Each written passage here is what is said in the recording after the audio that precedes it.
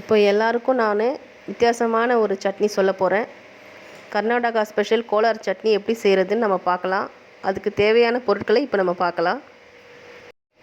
எண்ணெய் 3 ஸ்பூன், கடலைப்பருப்பு 1 ஸ்பூன், வேர்க்கடலை 2 ஸ்பூன், பூண்டு ஒரு 10 பல், தக்காளி 1, சீரகம் ஒரு அரை ஸ்பூன் எடுத்துக்கோங்க, கருவேப்பிலை தேவைக்கு எடுத்துக்கோங்க, காஞ்ச மிளகாய் ஒரு 5-6 காஞ்ச மிளகாய், புளி கொஞ்சம் எடுத்துக்கோங்க, உப்பு தேவைக்கு எடுத்துக்கோங்க. தாளிப்பு கொடுக்கறதுக்காக வரமிளகாய் ஒரு 2, கடுகு உளுத்தம் பருப்பு, கருவேப்பிலை கொஞ்சம் எடுத்துக்கோங்க. அவ்வளோதான். ஒரு கடாயில் எண்ணெய் ஊற்றி ஒரு 2 ஸ்பூன் எண்ணெய் விட்டுக்கோங்க.